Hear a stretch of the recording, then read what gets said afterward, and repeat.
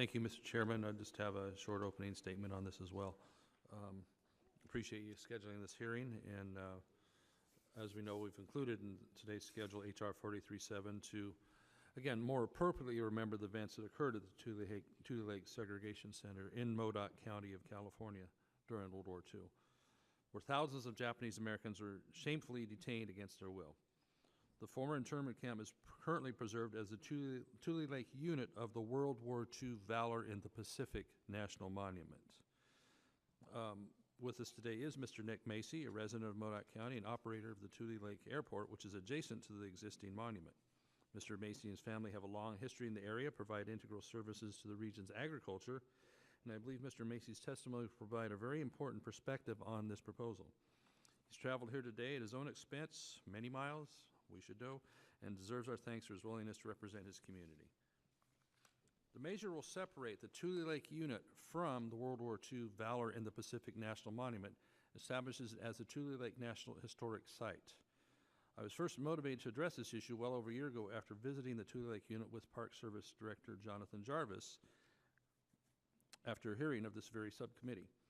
Director Jarvis agreed that the detainment of thousands of American citizens of Japanese descent at Tule Lake was a shameful event in our nation's history and deserved to be distinguished from the Pacific battlefields that make up the remainder of what is known as Valor in the Pacific Monument.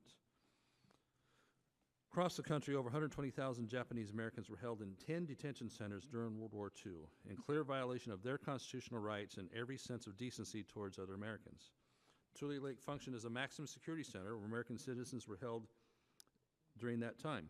The events at Tule Lake should be remembered not as valorous, but as a warning that all Americans must respect one another and that the Constitution applies to all citizens during peace and during war. Valor was certainly exhibited at the site by these Japanese Americans who maintained their dignity under these conditions. This measure also includes several provisions to ensure that the new historic site will operate in tandem and cooperation with the local community. It requires that the historic site's management plan be developed in cooperation with the airport, the city of Tule Lake, and the county of Modoc. The bill also requires the proposed expansion may only occur with the support of the city and county, ensuring that residents have a voice in the future of their community.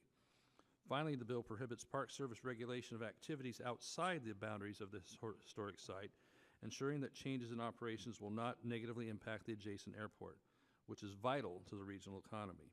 Indeed, the site has an approximately 37-acre footprint already. Mr. Chairman, again, thank you for scheduling this today, along with Chairman Bishop, and I appreciate the comments of the Ranking Member Songas, and we will work to make this a bill that is workable for everybody and properly respects the events that occurred at Tule Lake, but also very importantly includes local citizens in any decisions that would happen in the future. I appreciate the time. I'll yield back.